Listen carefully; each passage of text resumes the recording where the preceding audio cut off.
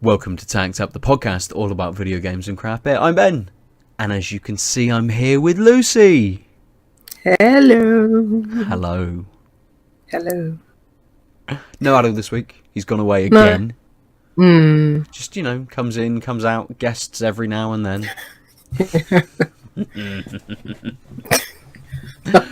But it's just Lucy and I again this evening to drink some beers and to talk about and discuss some games. So, we'll kick off. Lucy, why don't you tell us what you're going to be drinking first? Okay. Ooh.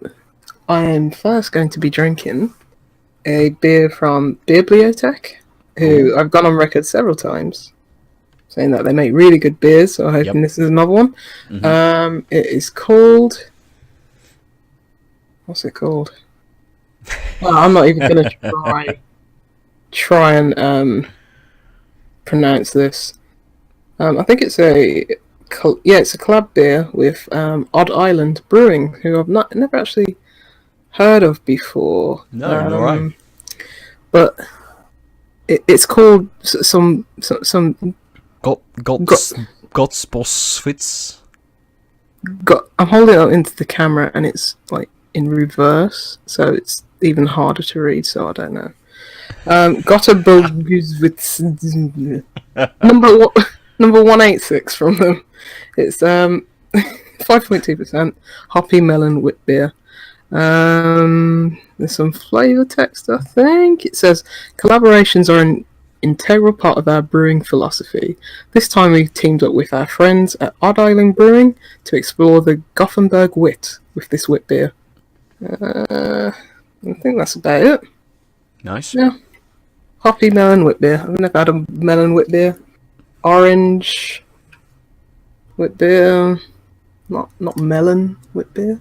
Yeah, I've had wit beers which are lots of, packed full of citrus, but nothing that's ever kind of gone more towards the tropical fruit sort of end of things. No. Be interesting to know what a Gothenburg wit is as well. Whether there's something very specific about a beer from that region too. Oh, it smells delightful. Just cracking open the can, getting like mango, pineapple. Nice. Definitely getting that melon. More like just melon rather than watermelon. So okay. Nice.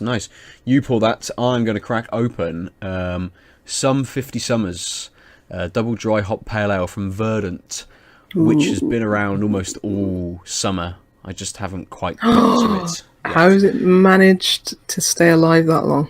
I know. Tell me about it. That's a crime. It's 4.6%. It has got extra pale, best ale, caramelt, Aquanaut, Citra, Mosaic, and Simcoe, and the yeast is Getaway Condensation is SO4, and the flavour text, which is very small on here, and kind of doesn't really work with the the nice can art of all of the flowers and plants and stuff. The flavour text is that little white text just here. It's very hard to read, but I'll give it a go. Put it right up to my face. The warmth of summertime. You can almost taste it. Thankful for the sunshine. Not a second wasted. Faced with a warm breeze, pines become palm trees, swaying in the wind as if they embraced it. Well, it's very nice. It's very poetic, yeah. Tells me not very much about the beer, really. No. Palm but trees. Verdant, so it's likely going to be pretty good. So. Is it tropically? Who knows? Tropically. Speaking to my beer, it's very light in colour. I'd say straw. Probably about half a finger white head. It's kept its head very nicely, even though it's quite small. Nice little bubbles. It's quite hazy. It's quite cloudy. You can't really see through it that much. But in terms of flavour, getting and aroma, getting a little bit of coriander on the on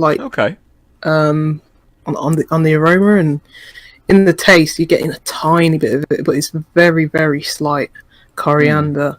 So I think if people like coriander, immediately put off by it, it's not too bad on this one, but you're getting those like you're getting quite a lot of tropical flavors, which I don't know. It's like, as a wit beer, I'm not used to. Yeah. I mean, classic wit beer, you'd think like Blue Moon or something like that, which are, you know, fruity. They've got like quite a lot of orange peel in them, but I don't know how this differentiates as a wit beer and not just like an IPA. But nevertheless, saying that, it's really, really good. The finish is wet, and it's like you just want to keep going for more. It's hoppy, it's refreshing. It's got a bit of crispness to it as well. But yeah, this is a really nice beer. Nice. Is it got that kind of that little bit of maybe the sweetness that you kind of expect with a wheat beer, or does the fruitiness kind of overpower that maybe? No, it does have a slight sweetness to it. It does have a bit of bitterness to it as well. I think that's where the coriander kind of comes in, giving it like that just undertone of bitterness, so it's not overwhelmingly sweet. I don't know. It's like, as a wit beer, I think I'd want it to just be a bit crisper, bit creamier as well, maybe at the same time. But yeah, it's a really good beer. Like, regardless of the style, really enjoying it. But I don't know, I wouldn't be like, oh, pass me a wit beer. Oh yeah, pass me the can't even pronounce it. The hoppy melon wit beer, you know. So it's like, but in terms of, you know, getting it right, it gets it right. It's really good. Nice. On flavor level.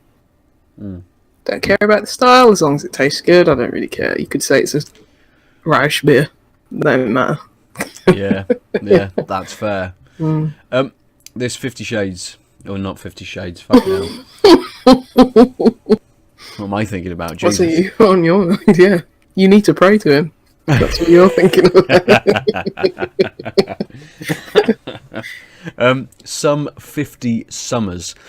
Yes, it's double dry hopped. I got the aroma sort of as soon as I cracked the can. Not a huge smell to it. Obviously, a lot more when I get up here, and I'm getting kind of those slightly more sour tropical fruits, so a little bit more grapefruit, something like that, and that comes through very much on the flavour. Again, it's not a huge flavour. It's very nice, very pleasant, very easy drinking. Not much bitterness to it at all. Little bit at the end, but not much. But it is that kind of very toned down grapefruit sort of flavour. Yeah. As I say, very easy drinking. Yeah. I could smash this back all day, and I guess it's only 4.6, so it's kind of, I know they don't say session, do they? But I could see this being a very easy beer to drink all day as well, with it being quite, not being a big flavour, being something that's maybe a little bit muted in terms of kind of what's going on, or a little bit balanced. That big kind of flavours maybe balanced out a little bit with everything else. I can't see me getting kind of tired of it either. You know, we have a lot of big beers. Yeah. And you have one, you're like, yeah, that's fine for me, I'm done. Whereas this, it's only a pale, it's not an IPA, so I wasn't expecting that big hit. Yeah. Expecting something that's maybe a little bit toned down. And a little bit more balanced, perhaps, but it's very good. Would be excellent right in the middle of a very warm day. Yeah, it's definitely sort of made as a summer beer. And as I say, I don't know why it's been sat on my shelf for I don't know ages, absolutely ages. Yeah. I don't know. I think it was kind of behind a couple of other ones, which maybe I was a little bit more excited to try, perhaps. So now seems a good time to crack it out. You know, coming right to the end of the summer now. The season has definitely started to turn. Yeah. So it's a nice beer to kind of finish out this this summer season with, I think. Yeah, it's always something to be said for like brewers who you like, not, you know, too, as you said, too excited about drinking the beer. It's like there are other beers, and it's like, oh, I've never had this style, or I've never had a beer from this brewer. But it's like you can always go back to them. You know, it's always going to be, at least an 8 out of 10 beer when you get to it. Yeah, that's the thing with Verdent, isn't it? They do a lot of good pale ales, so a lot of good IPAs as well. So you know with Verdent that you can pick something up from them, and it will be a good beer. Yeah, for sure. Again, irrelevant of say mood or weather, when you have it, really. So this is nice. Yeah, and as I say, I feel the same way about Beerbliotek. It's like I like their beers, really good. Nice. Good. Should we start talking about some games and enjoy these beers? The video games, yes. Yes. We both played a game. As with last week, we're going to kick off with a game that all of us, the two of us, have played. And you posted this in our Discord chat for us to play. So had you played it before you'd posted it to us? I think I was in the midst of playing it as I posted it to you. Cool. I think, or maybe I'd finished it. It's only about 20 minutes long, so... Yeah, it's super short. It's called Behind Every Great One. And I can't remember the team's name. Destruction or something. Deconstructeam. Yeah. Deconstructeam, yeah. They also made Gods Will Be Watching, and as recently as this year, they made the Red Strings Club, which we both talked about earlier this year, that we both enjoyed. This was, I think they made it in a game jam, and they've made a few other things on like itch.io. It's free to download, by the way, so if anyone wants to try it out, no minimum payment or anything like that. They've had like previous projects on itch.io, I think, or at least just like demos of their previous games or like prototypes and stuff like that. So they're no stranger to just releasing a game on itch.io, but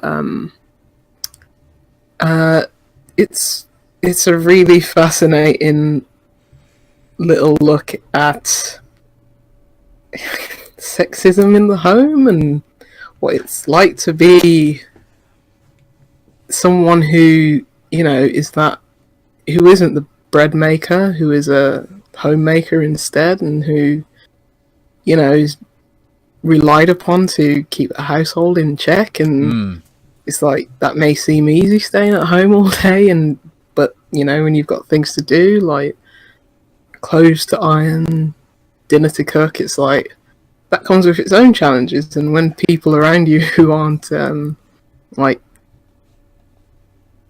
receptive of that and like understand that, it's like that comes with its own challenges. But it's seen from like an isometric point of view. It's like a little diorama of like a house. You play as a wife of he's a painter, isn't he? Yeah, he is. Yeah, he's an artiste. He's a painter. Her husband's a painter, and it's like he's just had a very successful project. Like a recently famed painter. Yeah, and he's moving on to the next project, and he's like, you're my muse, and I need to be locked in a room to be able to produce something as high a quality as my last which piece. You can't come in.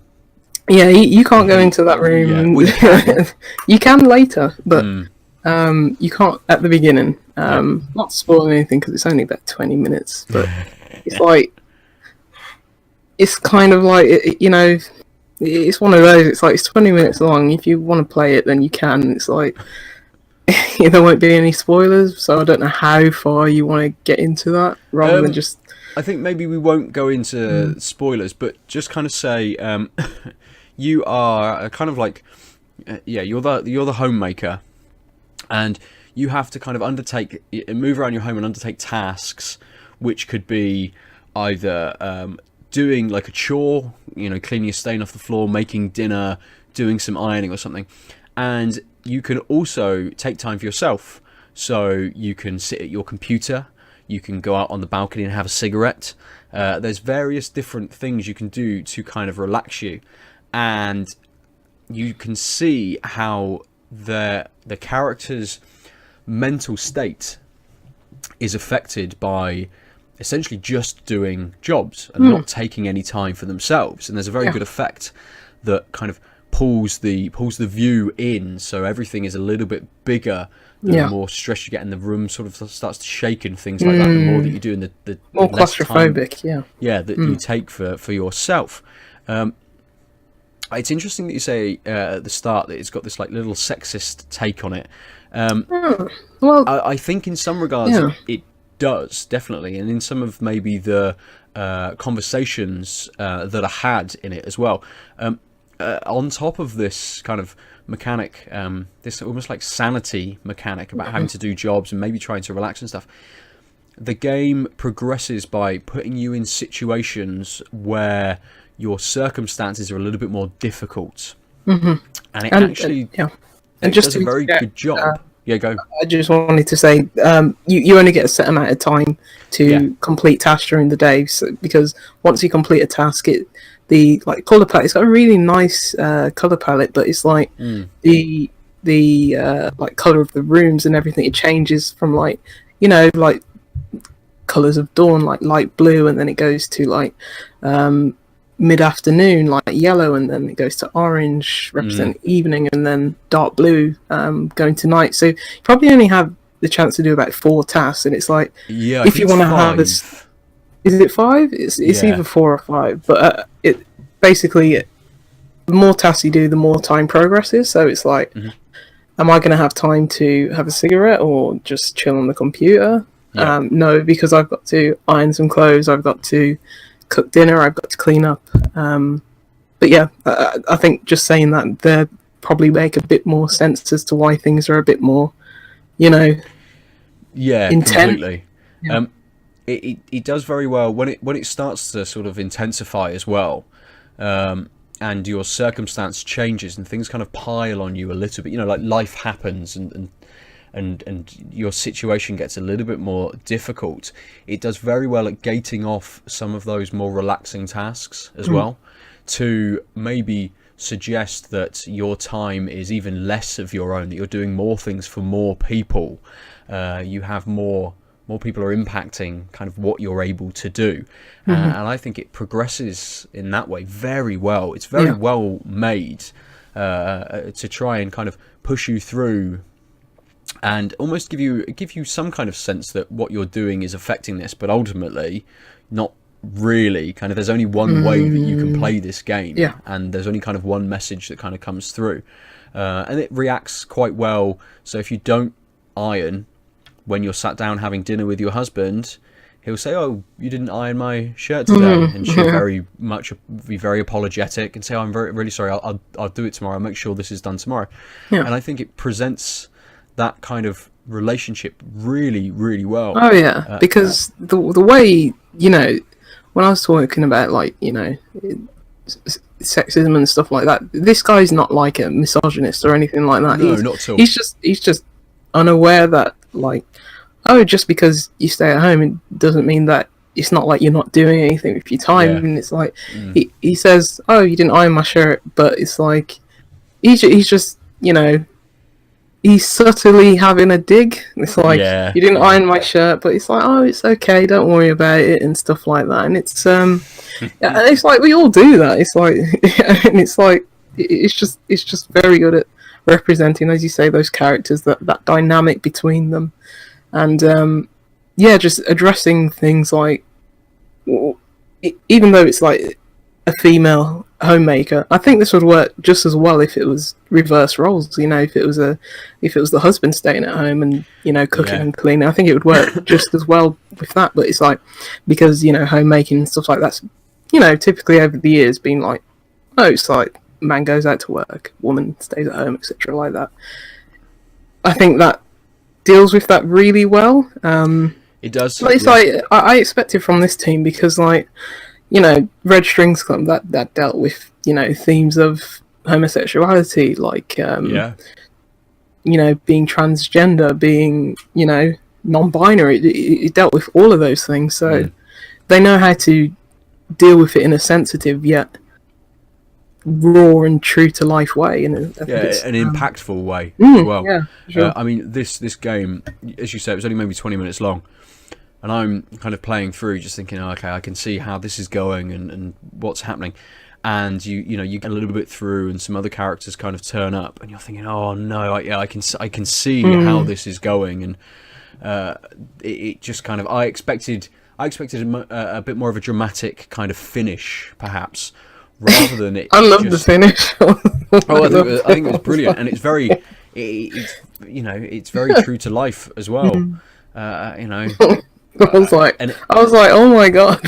I was like, wow! I was like, I didn't expect that. It was quite funny, but at the same time. I think they don't try and make it humorous, I guess. No, it's not. But I was like, damn. It is a bit humorous because it's like, this is awful. Yes, yeah, exactly, yeah. But it's like every night you can talk to your husband and, you know, and decide if you actually want to, you know, just go to sleep or, you know, give him half your mind, half your body. And soul, but it's just like no. When he's being an arse, it's like no, go away. I'd say it's strange. I found that as well. You know, there were points. I mean, I'm massively connected with this. You know, as the person who works from home, I find myself doing a lot of the kind of the housework. Have lunch, stick the washing on, do a bit of washing up. Sort the dishwasher out, tidy, hoover. You know, I'd say 80% of the housework because I'm here. It's convenient for me to kind of do that. But I'm sort of playing this game thinking, oh shit, okay, I so easily can feel what's happening and see how this is going. And I think it must have been maybe an hour and a half, 2 hours after I finished the game, I was still kind of just sat here like, fuck me. It's just like it hit me massively. Oh yeah. Like the impact of what this other character's feeling, and how she's not ignored, but how her kind of her own mental state and her own feeling and self-worth is kind of ignored almost, or at least undermined. Because he's like, the husband's like, oh, why don't you, you know, I'm the artist, I'm the one who's working and everything. And he's like, you should find your own creative passion. You should, you know, go down your own path. And he's encouraging her to do these things. But then he's like, at the same time, he's pressuring her in a inadvertent way a lot of the times to be like, hold on, why are you reading a book? Maybe that's her passion. You should have ironed my shirts instead or something like that. So, yeah, it's a very difficult dynamic and push and pull, and it's very nuanced, and I think they did a really good job of capturing that. In fact, just saying like, oh, he's a misogynist, it's like, no, he's just unaware, and it's like she's suffering because of it, and it's like completely. She doesn't want to say anything. And it kind of, it feels like this, you know, this kind of story or this kind of dynamic between kind of husband and wife could be the dynamic for every other house on every street. It's done so kind of naturally as well. That's why it would work, like, as I said, like roles reversed. If it was a man and woman, 2 women, 2 men, it's like it's the same for, you know, for most people, like that kind of struggle. So depressing. It is, but I mean, as we've kind of said, it's very well made for kind of a game that they maybe, I think they took it a little bit further, didn't they? They didn't finish it within the game jam, so they just polished it up, finished it off. Yeah, I mean, and it's still, you know, it's still a bit rough around the edges, like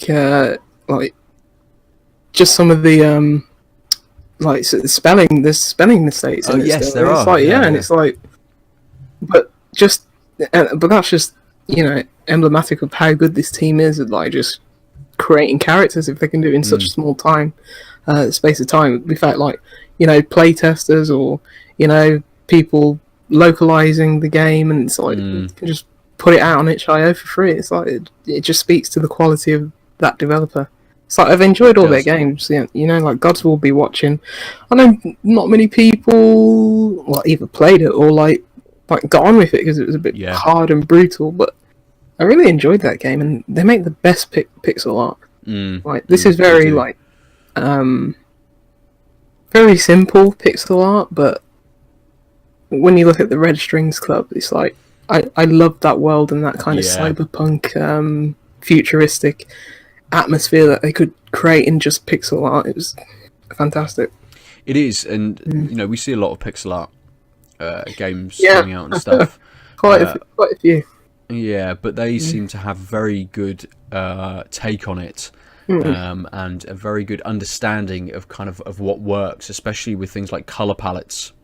Yeah, they're very good at sort of creating environments and creating a mood in those environments as well, rather than maybe just some games which are kind of, you know, something like The Final Station, which I really enjoyed. Oh, I really like that. Which did really well in terms of its kind of its night and day and its lighting effects, but everything else in it was sort of, you know, was pretty monotonal, pretty grey and brown. You know, there wasn't a huge amount else going on. They weren't going for that. They were going for something else. You know, very much between that light and dark kind of very difference. Much fits with the theme of the game. Yeah. Yes. I was actually thinking of The Final Station, about a game that I might talk about a bit later. Ooh, it was like it's quite similar to that, but yeah, it's funny how I just brought that up.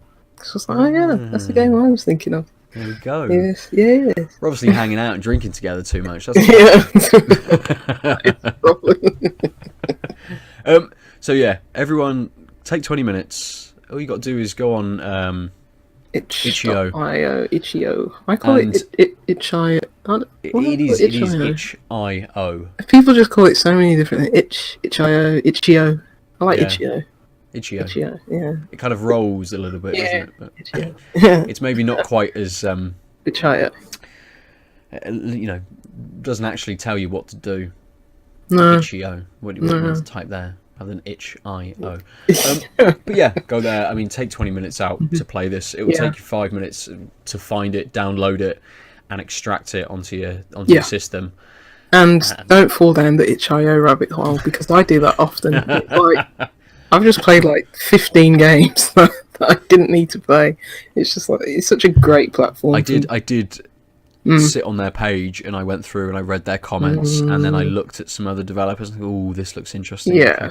Oh, this one looks good. Okay. There are some great games on there. I think maybe PC Gamer are really good at highlighting like the best ones of yes, stuff like that. So yeah, but I try and avoid it because it's like, I have 65 games that I paid for sat untouched. Don't have time to be playing the millions. Time for all these free games. Yeah. What? These free games. Yeah. Preposterous. Yeah. I know. It's really good. Especially with things like, you know, as some people, as you're listening to this, you may have already played Spider-Man. I know Lucy and I will probably be playing it in the next few days. Yeah. You know, big games coming out. You don't need to play all of these big kind of marquee releases and all of the AAA titles. There are tons and tons and tons of games out there, and absolutely tons of games to just go and play for free. Yeah.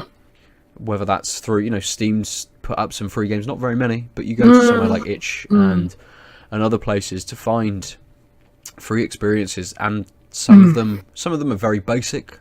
Some of them are so well made, like this. That, you know, for me, this kind of like jumped onto my Game of the Year list. Oh wow! As a contender, like it hit me that much. Yeah. It's like you'll be able to connect with this more so than me, but yeah, that's impressive. But it is for you know, for such 20-minute a small game experience. Well, we might see. This is it. I don't know what's happened this year. Lots of the games I enjoy are kind of short, smaller experiences. I don't know whether that's kind of endemic of the time that I have to play games at the moment. You're coming over to my side now. That's it. I just want a 5-minute experience. I want to get everything I can possibly get in 5 minutes. Yes, but like even games I've really enjoyed this year, like Dead Cells. I don't see them cracking my top 10 because there's so many other good indie games that have come out this year. Yeah. It's a good year for indie games. Very good. It is. And especially with the Switch's Devolver Digital's continued pushing of games as well. Speaking of. What have you been playing The Messenger. Yes. I finished it. Oh, really? Yeah.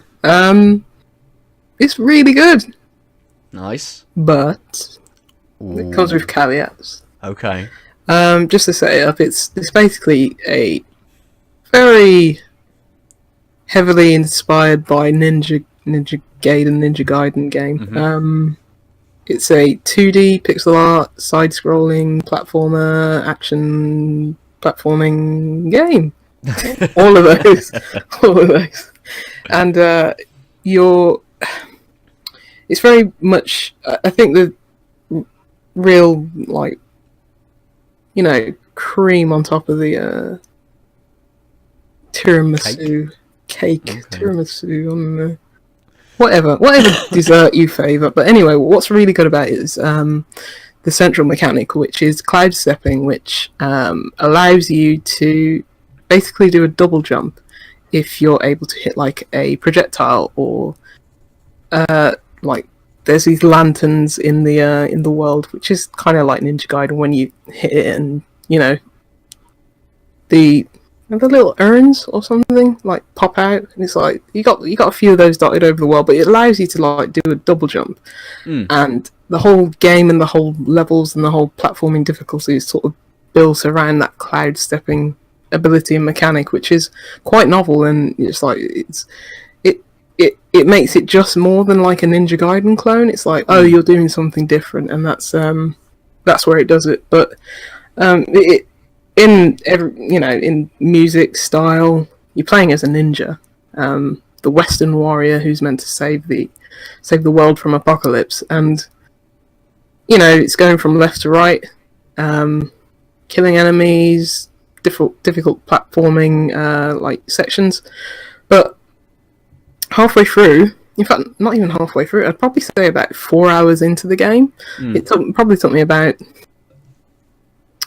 I don't know, maybe about 12, 16 hours to complete, but I was trying to go for like your collectibles on the side, which, means that you have to do even harder platforming sections. But probably about 4 hours in, the whole game like turns upside on its head, kind of, not upside down. It's not Castlevania, but everything changes. It goes from like a normal like side scroller left to right, and it becomes a Metroidvania. And it becomes 16-bit from 8-bit. And you have the ability to switch between the worlds. Not on the fly, unfortunately. That would have been cool. But like, there are certain parts of the map where you can shift it between 18-bit and 16-bit and vice versa. But it becomes a Metroidvania, which is probably the biggest downfall of this game.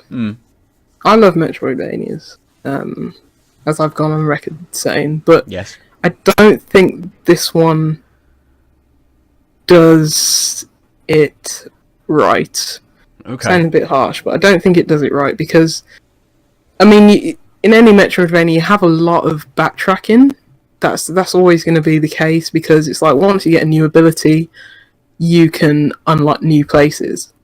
But by the time this game becomes a Metroidvania, all of your abilities are already unlocked. So it's not a case of going back to new areas because it's like, oh, I just got the wall climb or the grappling hook or something like that, which you do get in this game. But it's just basically, it's like, oh, we hid this next part of the game, this next part of the story, this thing that you have to do all the way back here. And it's like, I already have all my abilities and there's no fast travel system. So it's like, I'm just going back through these, not much, turning it into 16-bit, the art style, which is novel and pretty cool,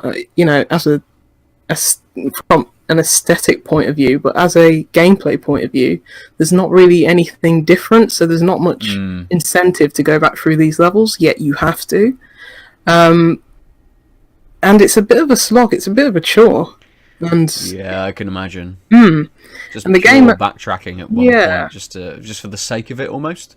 Yeah, and it's like, I think this game would have just benefited more if it was just a linear game going from A to B through different levels, as it was for the first about 4 hours of the game.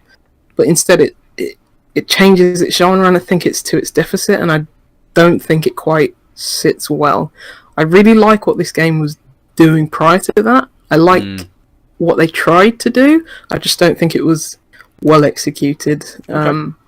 I think, which is a bit of a bummer, because I was like, looking at it, I was like, this is Ninja Gaiden, and it's like you can switch between 18-bit and 16-bit, but considering that mechanic is locked behind certain areas within the map rather than on the fly, it's a bit of a bummer. But there is a lot of attention to detail in like the 8-bit and the 16-bit, and the music's great. Music is fantastic. I was listening to the soundtrack at work a few days ago, and it's like, yeah, this is banging. But Nice. art style's great in both 8 and 16-bit. It's like there's a lot of good about this game, but I think they tried, and in the end, it ended up harming the game. I think a lot of critics have said first half of this game is pretty goddamn awesome, but the second half it's a bit wobbly. But yeah, it is a very good game. Well crafted, lovingly made.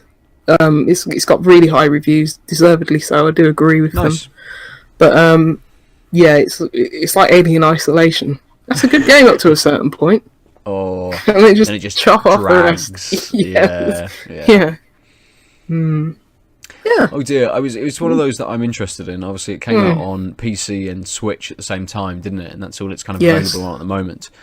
And it's one that I looked at and thought, I'll wait until Lucy tells me what she thinks about it, and then I'll buy it on PC, because obviously I don't have a Switch. Yeah. So I think now I might wait for it to drop maybe into a sale or something like that. Yeah, that's fair. It's like I do recommend this game. It's especially if you're, nostalgic for like Ninja Gaiden and you like pixel art, and it ticks all of those boxes. So.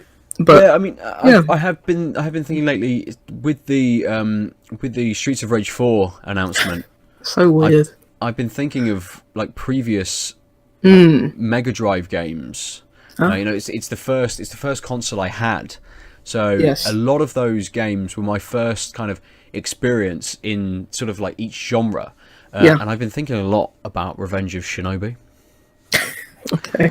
Well, that's a decent enough game to be thinking about, Yes. It sort of has those kind of similar sort of elements to it. It might not kind of offer those like power-ups and things like that kind of through the game and stuff, but it's a little bit reminiscent of that kind of experience, the side-scrolling kind of just make your way through the levels. I don't know whether it's got sort of insane boss battles or you fight like Spider-Man and shit like that, but the boss battles are pretty good. I did enjoy them. Really, I have to mention something after, but really well drawn. Like bosses all have different moves and attacks. Everyone is different and fresh. Bit too easy for me, but okay, very good nonetheless. But I have to. I'd be remiss if I didn't mention this. You go through the game and you like upgrade your abilities. Unfortunately, the skill tree is like it doesn't go anywhere past that like halfway point. So it's like you're just collecting currency for no reason at a certain point, because it's like you're not even going to offer me any more skills. No, okay. There's no point to the currency system anymore. But anyway, there's a shopkeeper. What's his name? Like Marble or something like that, and he's great. He's the best thing about the game. It's so comically written. It's so wry in its sense of humour, and he now and then gives you these weird anecdotes, and it's like, and it's very tongue in cheek. It's very self aware. It takes the mick out of itself. It like even references like Metroid and like Ninja Gaiden. Okay. It's like we obviously took inspiration from it. So I'm just gonna and yeah, that's all I have to say about The Messenger. Good game. Perfect. Okay, should we move on to more beers? Yes. I'm definitely ready for another beer. Yeah, because I finished that one pretty quickly. Yeah.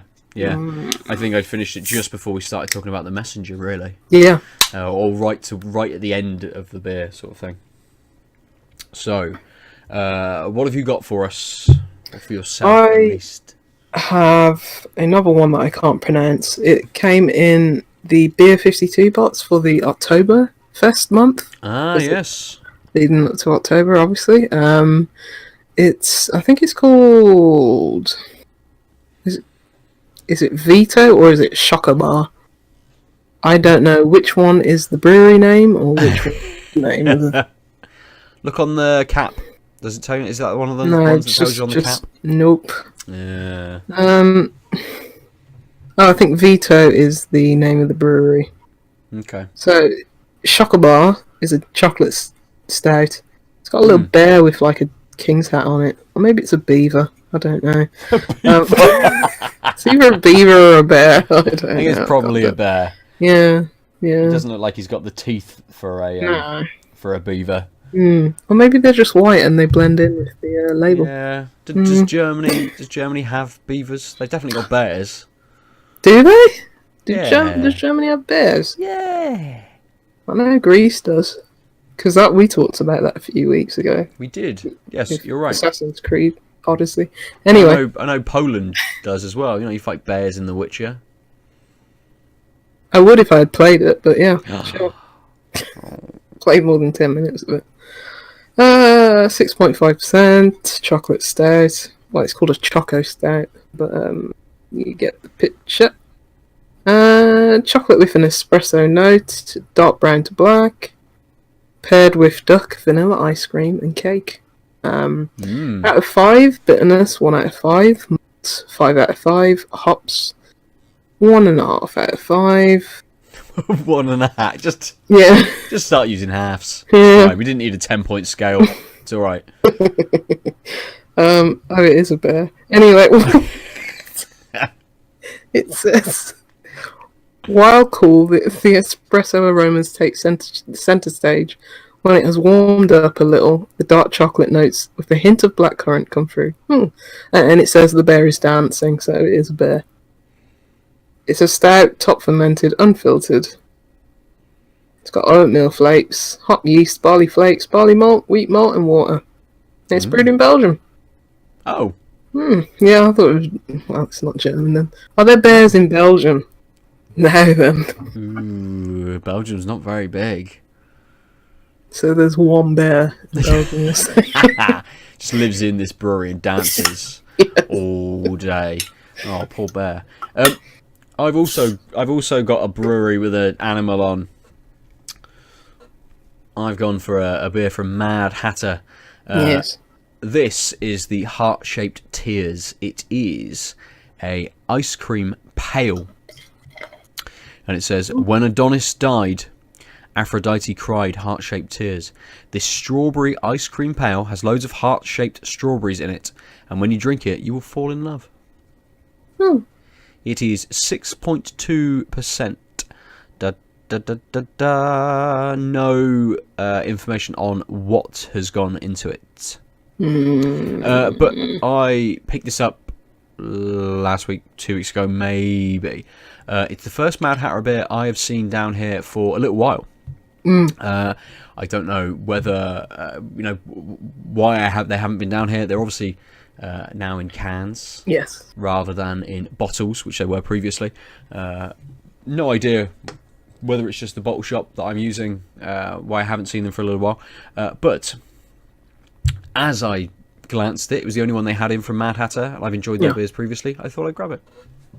Nice. So it's really pretty can. It is. It's got a lovely kind of gradiented Yeah. colour scheme on it as well. It is nice. Your beer, the Belgian beer in the Oktoberfest box. Well, it's what you'd expect to look like a stout. It's opaque, black. The head, it was very carbonated to begin with. Probably about a 4-finger head at the start, brownish, light brownish head. Smells like Coca-Cola. Okay, that's an odd sort of smell. Like that. You're getting like the sugar, yeah. The sweetness, the sugar. I don't know why I did my hand like this. I don't know what that means. Connoisseur of beer.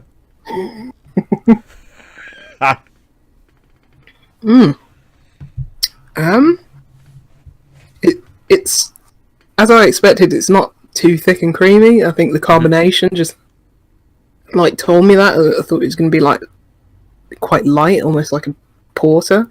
It is quite light. It's quite thin, not in a bad way, but it is quite. It's not dense at all. It's easy to drink. Okay. There's no viscosity to it. In terms of taste, I'm getting a lot of that sweetness. I think that's what they must have meant by like the blackcurrant, because it says when it has warmed up a little, and it definitely has, because we've been sitting here recording for some time, and definitely getting more sweetness. But yeah, you are still getting like the dark malts and everything like that. I'm trying to pick up like the espresso and the coffee. Does it not come through maybe like a coffee, I suppose, from like a lot of the porters I've had, which tries to do something else? You get a lot of the coffee and the roasted kind of notes coming through more towards the end of the flavour, I guess. No, I'm not really picking on that at all, to be honest. Which is strange. It's like, it's very malty, as they suggested. It's dark, but in terms of like coffee aromas and flavours, I'm not picking up much, if any at all. And it's like from a stout, I really like those like overbearing and powerful like coffee notes, and this doesn't have it, but it's not a bad thing. It's just something different. But I don't know. I don't know. When I think of stout, I always think coffee. Always think that. Maybe that's just me, but does it have to taste like coffee? It certainly doesn't. Not at all. But it's really nice to have this as like the second beer though, and like it's very warming and comforting. But I think it's a bit too sweet for me, and a bit too light for me. This is probably like a beer that's probably best like if you want a stout in like the summer. And it's like, I don't know how much different this is from like a porter, because I think porters are like, lighter and thinner. Still get the dark malts, maybe less of the coffee. I'd probably put this into the porter category. I mean, I always think of porters as being a little bit sweeter as well than a stout, which yes, I often kind of associate with those kind of roasted sort of notes to it. I mean, lines are kind of blurred with things like milk stouts, which bring a little bit more sweetness to them. But it's a different kind of sweetness, isn't it? Than you get with a porter, or with kind of just a well-made kind of standard porter, really. Yeah. In terms of its sweetness, I'd say this is very much more like a milk stout. It's like it's 6.5%. It's a bit lower in ABV. I mean, a lot of milk stouts that I try are quite light, more around the 4%. ABV. So in terms of that, it is very much like a milk stout. It's not. I don't think it has any lactose in it, so it's not very sugary. It's not very like creamy and thick. So it doesn't have that going for it. So it's like a mix between all three of those styles. Not getting too much chocolate either. It's mostly that. I mean, since it's on the bottle, I'm thinking about it more like the blackcurrant, but definitely getting quite a lot of that sweet, fruity kind of dark fruit taste rather than chocolate or coffee. But I'm drinking it pretty quickly, so good beer. Nice. This heart-shaped tears is, I mean, it says it's an ice cream pale. The rabbit on the front, whilst it has a heart-shaped eye and looks to be weeping, is holding an ice cream as well.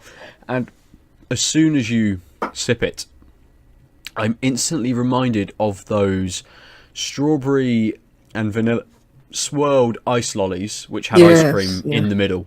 That is exactly what this tastes like. There's a hint of kind of bitterness to it.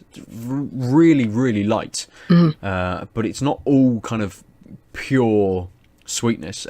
I as we were talking about kind of milk stouts, I did check to have a look, and there is lactose in this, which is giving it that nature. But it's quite, I expected for kind of like an ice cream pale, for it to be a little bit more viscous perhaps, and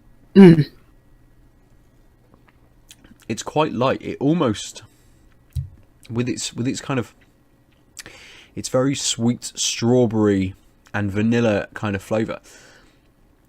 I mean, it doesn't have that. It's got a slight hint of, I say kind of bitterness, but it kind of edges between bitterness and maybe a little bit of sharpness as well. You know, that kind of that sharpness you get a little bit from strawberries, but it almost reminds me a little bit of more of like a sour or a kettle sour or something like that than it does of a pale ale, which isn't a bad thing. Again, taking something and changing kind of up the style a little bit is fine, and it tastes really nice. It's very dry, so almost instantly I want to go back to the glass and have another sip. But it's again another very pleasant beer. It's a lovely flavour. I expected kind of that, you know, when you have an ice lolly, you expect a big sweet hit. Yeah. And this kind of, you get that, and it does stay with you, but it's maybe not quite as, it's kind of balanced out more than, say, like an ice lolly would be. Yeah.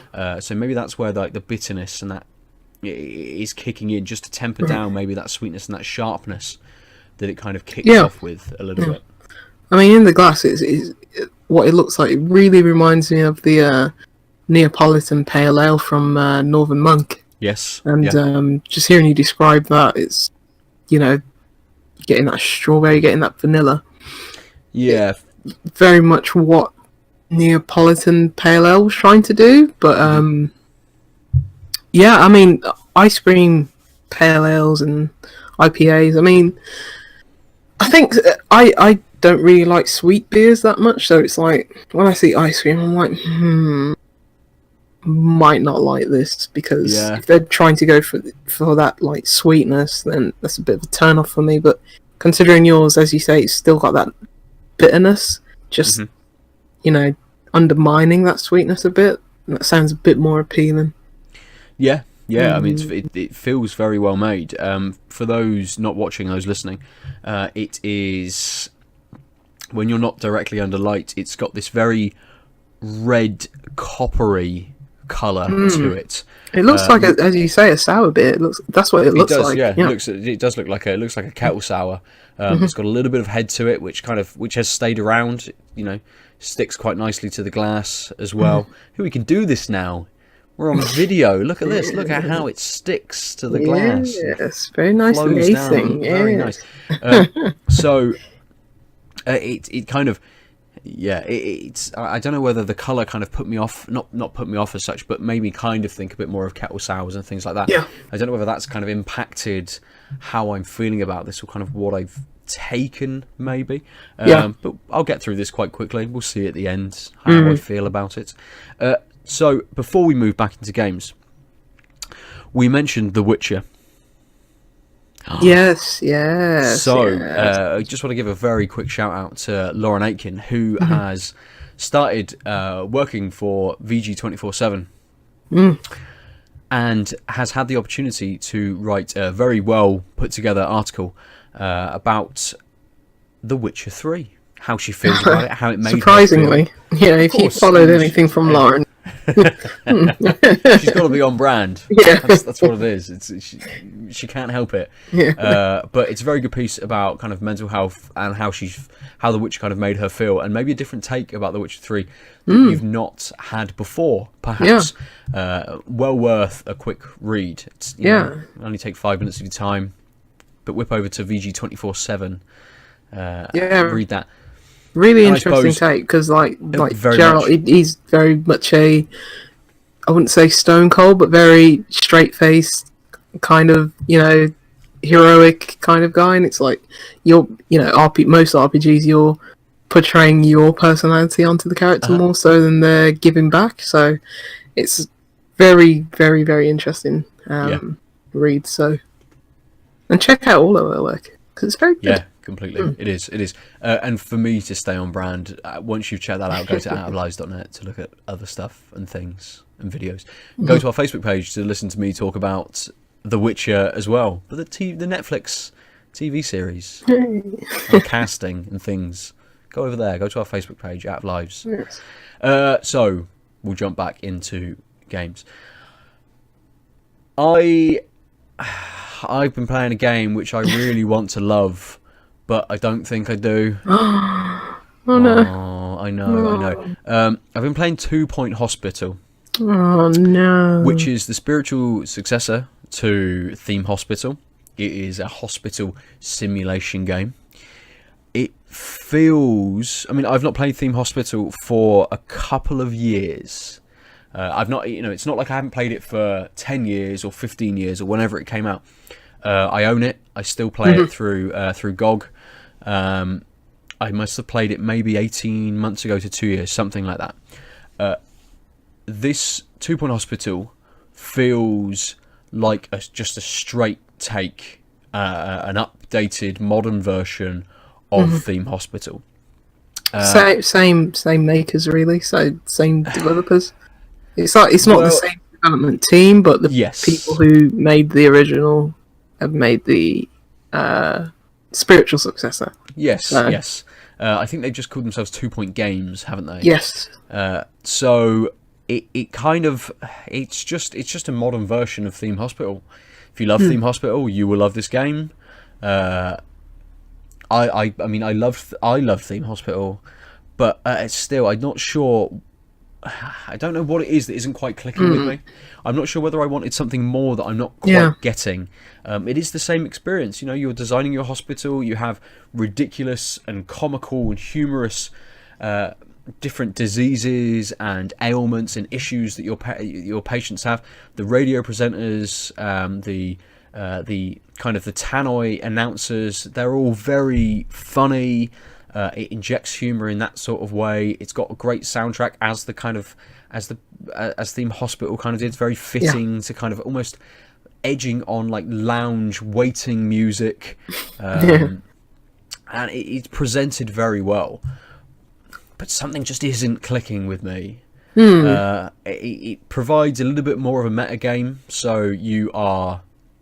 As Theme Hospital was, you're kind of one guy moving up through hospitals. Yeah. But this allows you to go back to the previous hospitals and upgrade them with different research you've done, later in the game to get a 3-star rating, which is the maximum rating you can get on each kind of level.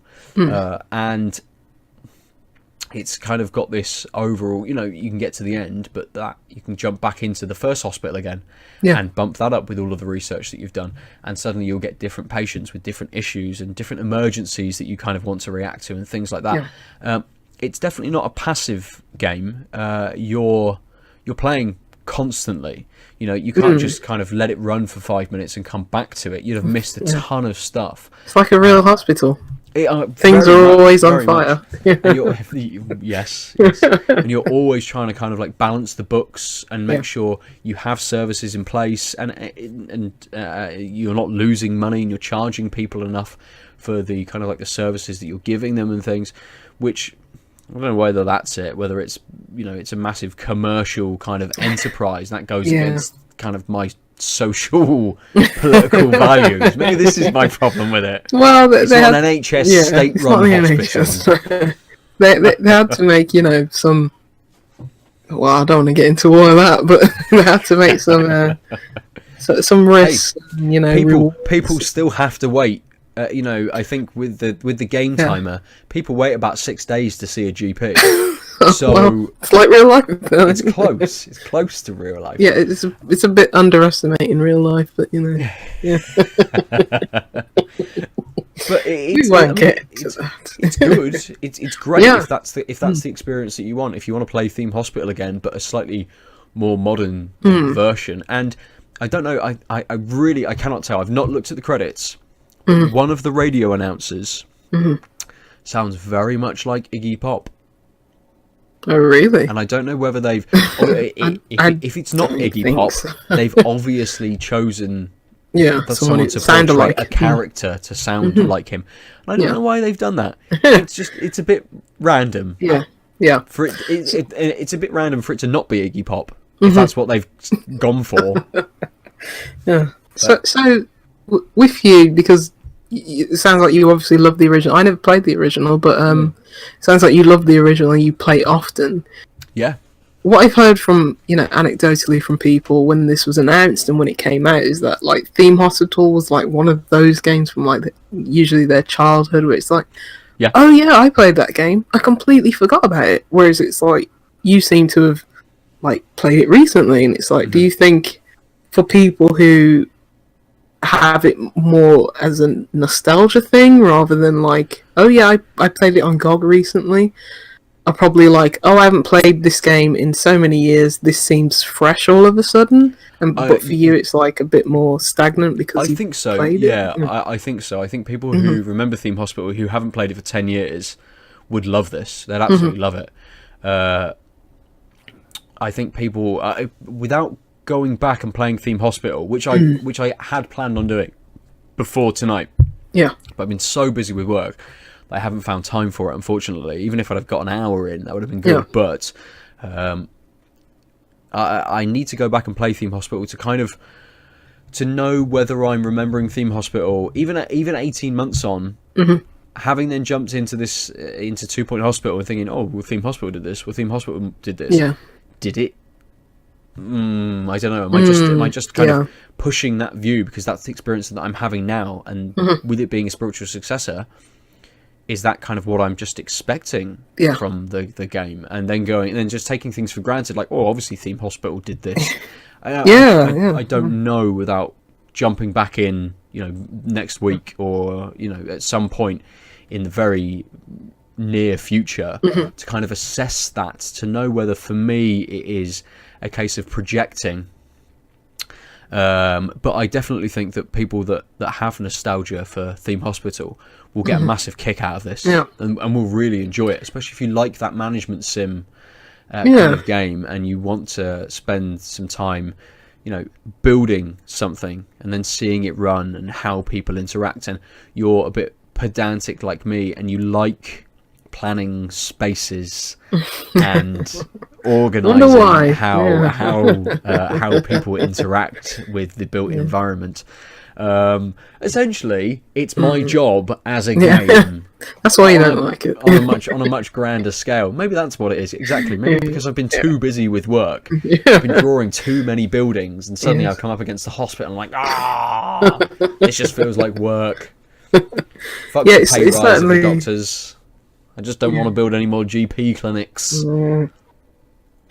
It certainly piqued my interest, mainly because, as you say, it's like you're a doctor and you're moving through. It's like this progression through the game, and it's like you move through the different hospitals.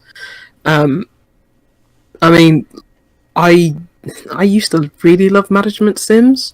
Just nowadays, I don't get the time for them. I'm very much a person who's like, I want to complete a game. I want to get rid of, go away. I've finished it. Never come back to haunt me again. Whereas management sims, they do take your time, and that's what they're meant to be. And it's like it's meant to be an ongoing thing, and that's why they're great. It's like people just play the Sims and nothing else. But in terms of this having a progression, that sort of like piqued my interest. So it does, and when you even before. Do you have to go to the first hospital? I can't remember. But you get to move quite freely around the map. And it will show you there's a little building with an H on the top. Yeah. And that will show you where each of the hospitals are. I've not counted them, but maybe there's 12, 15 levels. Right. As soon as you've got 1 star in a level, it will unlock the next one. Or it will unlock 2. Then you have to get a star in each of them to then unlock the next one. So it does progress you through, and to get a star in a hospital isn't quite that, it's not that difficult. I'm currently on a stage where I have to get a certain reputation. I have to have treated people for a certain disorder. I have to have treated people for another disorder. And there's a 4th criteria to be able to kind of get. But a lot of them have been quite easy. It's been reach a hospital level of this, cure this many patients, done. Move on to the next one. this is a new ailment that's popped up, cure this many people with this new ailment, promote, increase the salary of and promote 3 employees, and then get the star and move on. So you can quite quickly move through and get to kind of like the last level. But I mean, once you've got that 1 star on that last level, I don't imagine what fanfare it will give you, because you can just go back to hospital number 1 with everything you've unlocked and try and get that to a 3-star hospital. I don't know.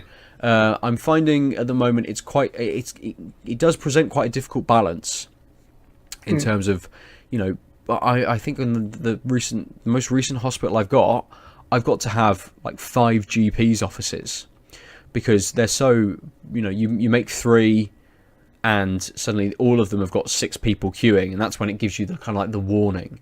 So then you make another one, and 3 of those people go off to the next one. So they've got 5, and there's 3 at this one, then the next 2 people come into this one, and almost instantly you need to build another one, because you've got so many people, because your reputation is so high, people are coming to your hospital. It does well in that regard. Like, if your reputation's low, people won't come in. You won't make money. You won't have anybody there. So it does well to kind of balance it in that way. If you're doing well at running the hospital, the challenge increases, which is good, and keeps you on your toes. Which again means that you can't just put it aside for 5 minutes and then come back to it. It is always changing. Things will always be happening. It's not like Jurassic World Evolution or whatever it is in terms of that. It's like you just need to sit it to the side. It's like this always keeps you engaged. I mean, Jurassic World Evolution is why you need like a second screen, isn't it? Just have it over there, do some work, kind of look at it a bit. Whilst they're digging for fossils in Montana, Speaking of, I've actually started reading... Clever girl. I've actually started reading Jurassic Park, the book. Okay. Yeah. It's so good, and it's like, imagine not having seen the film and reading this, and how much even better it would have been. I completely. Jurassic Park is a fantastic novel, and is better than the film. Absolutely no doubt. Okay. The novel is better than the film. My favourite film, so that makes me excited. I love Jurassic Park. I don't know. I mean, I've always been a novel reader, so I don't know whether I just get a little bit more because my imagination just goes batshit and just runs with it, and I kind of imagine different things and stuff. I think I read Jurassic Park. I definitely read Jurassic Park after I read. After I watched the film. Yeah. I couldn't read when the film came out. What was it, 93? That's fair. Fair. I was probably... Wait, is it 93? Jesus. It was, wasn't it? I was probably... Yeah. Maybe it wasn't quite... No, you're right. I probably wouldn't have been old enough to have read Jurassic Park when it came out. So you're right. I probably did read it after the film. And that does impact, definitely.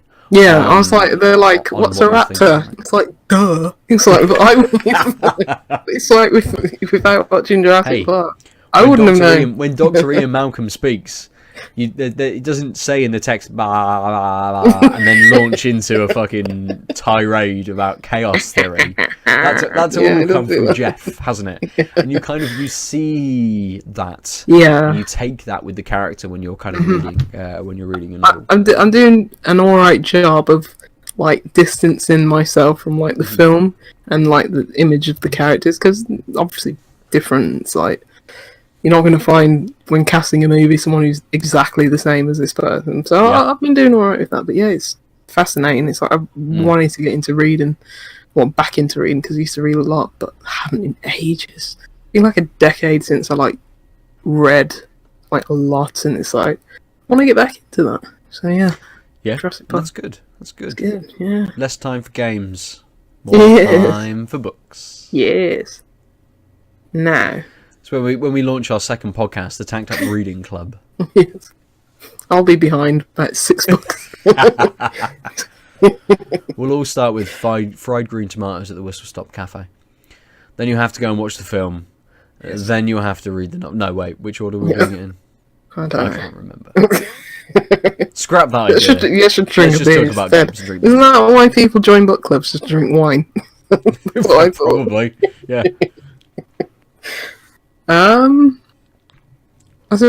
One last thing I wanted to ask about 2 Point Hospital. What were the reviews like? I've no idea. Yeah, you know idea. Okay, that's all right. I knew that I wanted to play it. I knew that I wanted to pick it up. I found on the day of release a code on a website which gave it to me very cheaply, so I just jumped straight on it. Yeah. I didn't worry about looking at fair price as well. else. Yeah, what you got it for? It was very fair. I think actually it's what I wanted to pay for it. Having now played it, it's what I wanted to pay for it. I don't think I'd have wanted to pay the full price. But as you say, or as you kind of put to me, I think for people who are kind of chasing that maybe haven't played Theme Hospital, that want that kind of game, full price is a fair price to pay for it, definitely. I think just personally for me, it wasn't quite That's there. fair. Yeah. Yeah. Absolutely fair. It's like waiting for a game to come out on sale, isn't it? But yeah, the sale it's not enough instantly. Steam sales now and then nowadays. You know? Speaking of Steam sales, I don't want to talk about this game this week because I want to give you the chance to play it. Far Loan Sales. I believe you picked it up in the sale. Yeah. As well, because that's when I picked it up earlier. I think it was in the Steam Summer Sale. I picked it up. I think it only came out this year as well. It did. Earlier this year. Yeah. I think I picked it up because it came out this year. Yeah. I had no idea this game even existed, and then I watched like a Giant Bomb quick look, and I was like, "This looks really cool." I want to give you the chance to play it. Whether Spider-Man's coming out soon, so obviously, not expecting miracles for you to play it by the next podcast, but I'd like to. There's not really much to spoil about it, but I think you'd get more enjoyment out of it just going in not knowing anything, even though there's not many story beats. I think I don't want to spoil too much, just in terms of mechanically. So okay, I'll let you play that, and we can speak about it later. But I finished that last night. I was up till like 1 a.m. playing it, and I was like, I really like this game. There's just something special about it. It's one of those games that I rarely come across nowadays, where I just want to keep playing. I just want to keep playing to the end. I started it not last night, the night before, and it's like at work. I was just like, I just want to go home and play Far Loan Sales. It's really cool. It's one of those. But I'll let you give you the chance to sample it for yourself. But do you want to... Well, to be fair, Spider-Man only takes like 15 hours, so people bang it out. Yeah. We'll bang it out, and we'll be able to play loads of games next week. It'll be fine. There's not enough puddles to splash about in for an extra 30, so you know.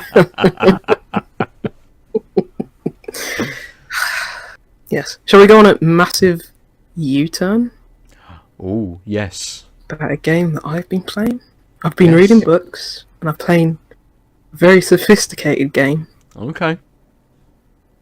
Okay, hold your fingers up. How many things can we count that Lucy doesn't like? Roguelite? That's one. Yeah, that's one. Procedurally generated. Hey, should we do it this way? Well, yeah. Procedurally generated. That makes more sense. Procedurally generated. No. 2. And the last one. RTS. Oh. Wait. Yeah. You've been playing a roguelike RTS with procedurally generated elements. Yes. No, you haven't. So weird, isn't it? This is the Mission Impossible time when I pull off the mask and it's like it's not really. And it's Adam instead. Like. All along, yeah. Ciao. I've been playing Bad North. Oh, I've heard about this. Yeah. It's not my game at all, but I'm really enjoying it. It first caught my eye because just how striking the art style was. It's a very muted, greyish and greenish and like bluish like tinge to it. Yeah. Very, very, very striking. But I first noticed it because it was probably on like a Nintendo Direct a few months ago, maybe last year, and learnt more about it. It's like, oh, it's a strategy game. Oh, it's procedurally generated. Oh, it's a roguelike. I don't like any of those things, but just in terms of the art style, it just draws you in, and just on a presentation level, this game, caught me, and it's still got me. But quick elevator pitch. It's basically a RTS that is set in like Scandinavian islands. You're protecting islands with troops. I think you can have up to 4 like different troops on each island protecting it. So you get like your archers, you get your pikemen, you get like your normal infantry with swords and shields, and you're basically stopping an onslaught from like Viking ships coming in. I'm still early in the game. It's basically kind of run based. I mean, if you die and lose all your troops, then you have to start all the way back from the beginning. None of your progress carries over. None of your extra perks or extra skills or items will carry over. It's literally going right back to 0.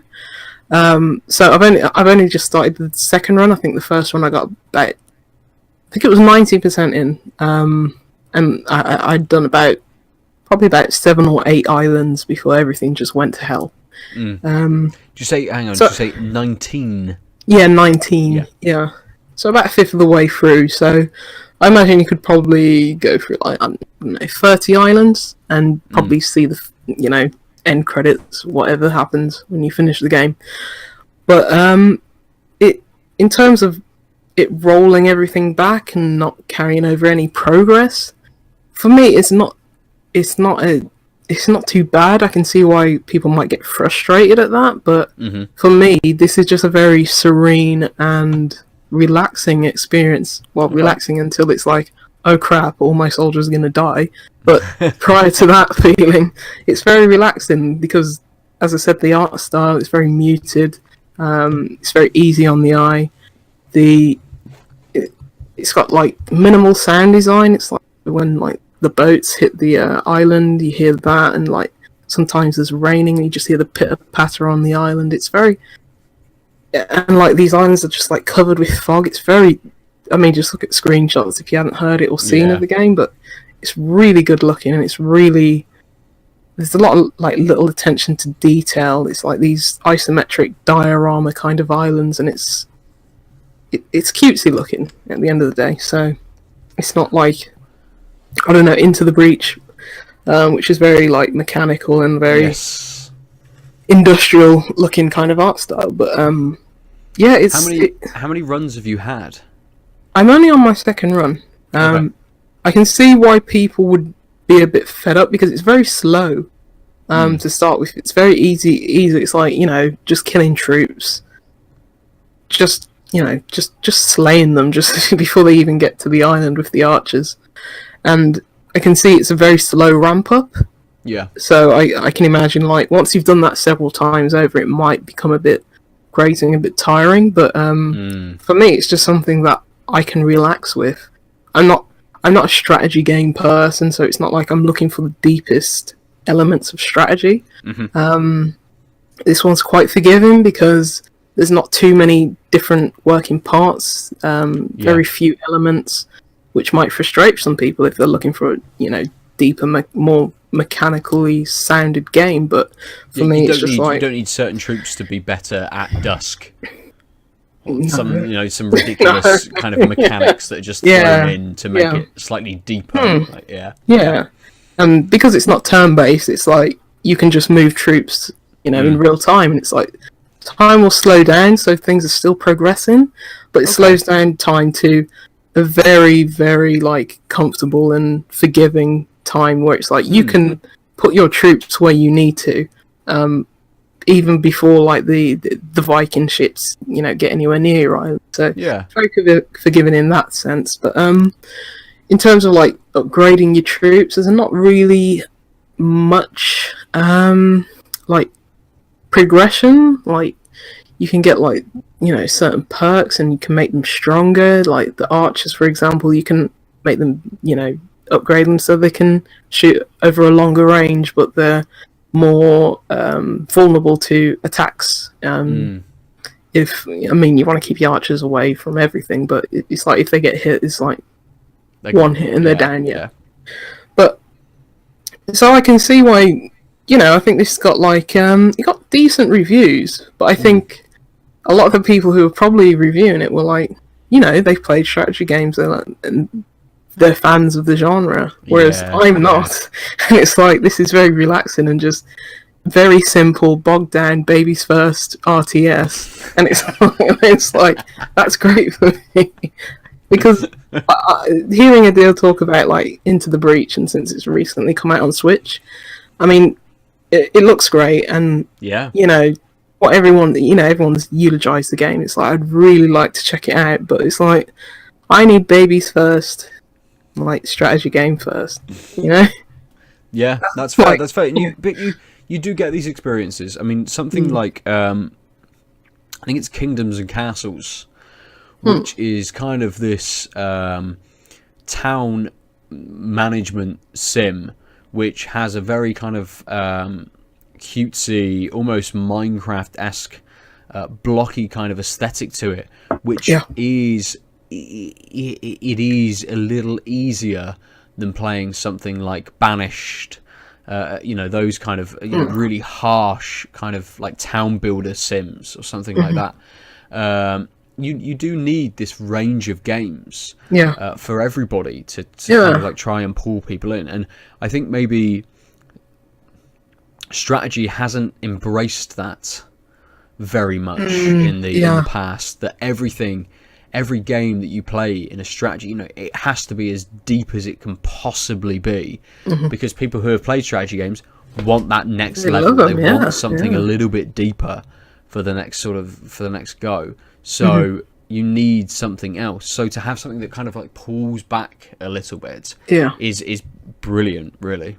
Yeah, and it's out on. I mean, best places to play is obviously PC, like any strategy game. But it works really, really well on Switch because of touchscreen controls, and it's just so fluid and so easy just to use. The touch mechanics, and it's like nice. I really enjoy playing it on Switch. It's like you use like the bumpers just to turn around the camera and zoom in and out, and joystick. But in terms of like moving your troops, it's just like tap here, tap there, because it's all grid based, like most strategy games. So you can swap troops out and move them over here, move them over there, and it's really well done on the touchscreen. It's that on PS4 and Xbox. Probably wouldn't suggest playing it there because like strategy games on consoles, not the best. But do you know? Really do you know if there is a Nintendo tax on the price? There's got to be. I think, just like it's just taken now, isn't it? Got to be. Yeah. I think I picked it up for about £13. It's probably about 11 on PlayStation and Xbox. Probably 9 on Steam, isn't it? Like, But I think like, I mean, obviously, if you're into strategy games, you probably like, I would just want to play this on PC. But Switch is a fantastic place for it to be. They've obviously been pushing hard on like the Switch advertising. It was in a Nintendo Direct. I think in one of the latest indie ones, it was like, oh, it's out now, and I was like, that looks really cool, but it's an RTS. I don't want it. So I gave it about a week. I think it was like a Polygon, like not a review, but just like a think piece or something. Okay. They're saying the person who wrote it, I'm not sure who it was, so unfortunately can't credit them. But they were like, I avoid strategy games like the plague. This really got me, and I was like, that's me. So I'll try it out. Nice. Good. That's good. Yeah. Now pull off the mask. Yes. Yeah. Now you do it. Oh, Lucy, I'm obviously gonna have to play Far Lone Sales, but you've sold Bad North to me as well. Yeah, I think you'd. I mean, you're a nerd, so you want that hardcore strategy. I don't Sometimes. know. Yeah. Sometimes. I think this is really relaxing. It's got a really nice art style. I think there's games where, for me, that the art style and the presentation can just, carry everything else for me. You know, so and this is one of those. Yeah, at least put it on your Steam wish list. Yeah. But it's on PlayStation as well, so don't know how it'd be. As you say, strategy. It's I'm much. But those trophies, bro. The trophies and I did look at the achievements. I should get this on Xbox. Look at the achievements. I was like, shut up, Lucy. You don't care about achievements or anything else. Yeah. Now that the Switch is out, you don't care about anything.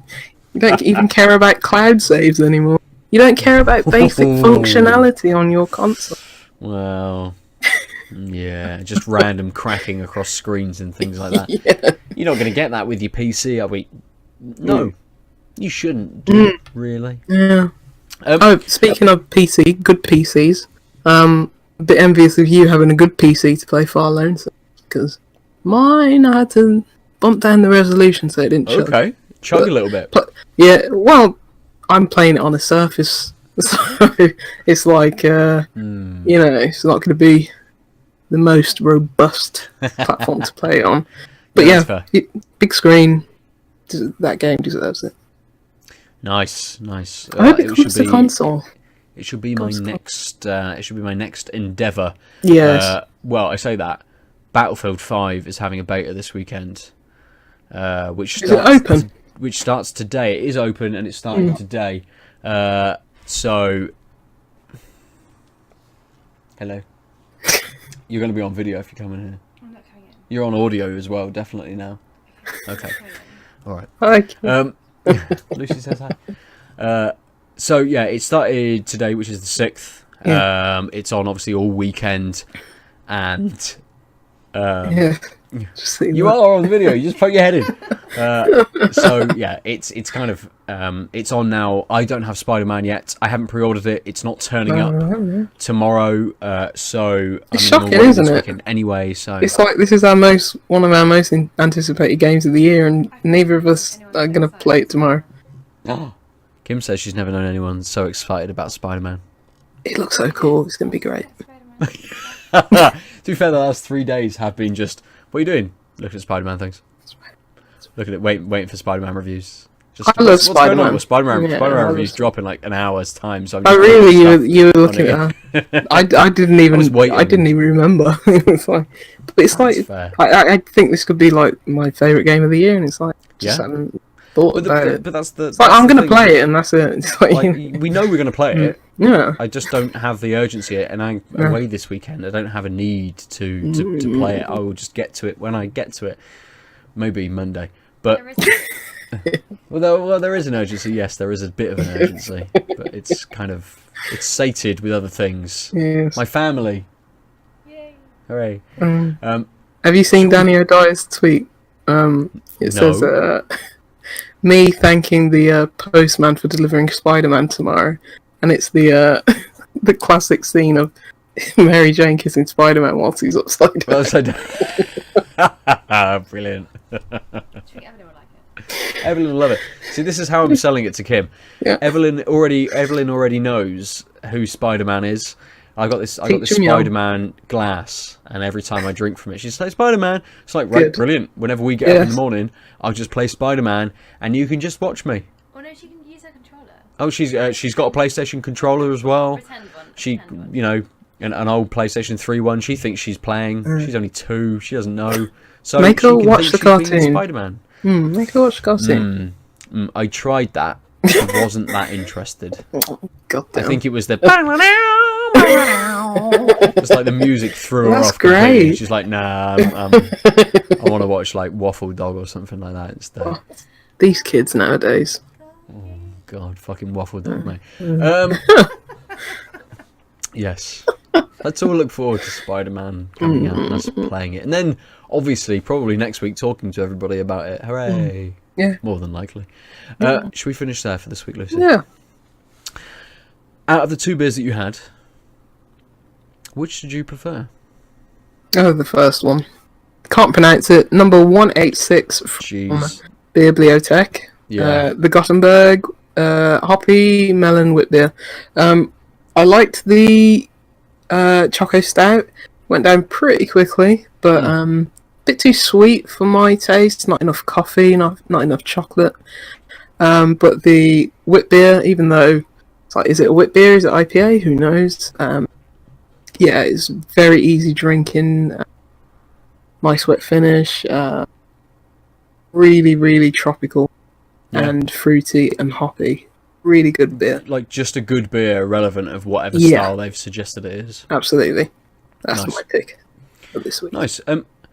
For me this week it's a little bit hard because these two beers are quite different, and I think I enjoyed each of them equally for kind of what they were. The pale ale was very easy drinking. It had a nice level of flavour to it. It wasn't too big in terms of that. I think I could have probably drank it all day. Yeah. That's how easy it was. Whereas the heart-shaped tears from Mad Hatter kind of was a lovely flavour. I've definitely been able to have another one, but it's not a beer that I would have drunk all day. But it's very well made, and it does exactly what it's trying to do, and it's well balanced with the kind of the strawberry and the vanilla flavours that it's trying to push through. I didn't save you any. So it's very difficult this week, but I think I'd probably go with heart-shaped tears, because whilst I think I'd pick the Some 50 Summers like again straight after I've had this, the next time I go into the bottle shop, if these two beers are next to each other, I'll pick up the heart-shaped tears kind of over this, I suppose, just for that one can experience, I guess. So I think maybe it's that one that just kind of just edges it a little bit. But again, good both beers, good stellar beers, yeah. Yeah. It's been a good day then. Yeah. It has been a very good day. Very good day for beers. If you, listener /watcher, want to speak to us about beers or games, you can get us at tanktap_cast. You can email us at tanktapcast@gmail.com. It feels really weird doing like the outro with you just hovering and sitting there like doing my fucking I like this bit. cameo. Yeah, it's good. Just an elbow in the camera. Yeah. Just the cigarette appears and then disappears again. Oh, can you actually? No, you can't see it. Don't worry about it. You can get me at Nova_47 on Twitter or on PSN. I'll be playing Battlefield when I can this weekend. I'm away, but I'm back, so I might play Sunday night. Might get a bit of time to play tonight. Who knows? But you won't hear this then. Lucy, if people would like to speak to you, how do they do so? Tanked Up Lucy on Twitter and Juicy Loose 9 on Tapped, Xbox, PlayStation, and Steam.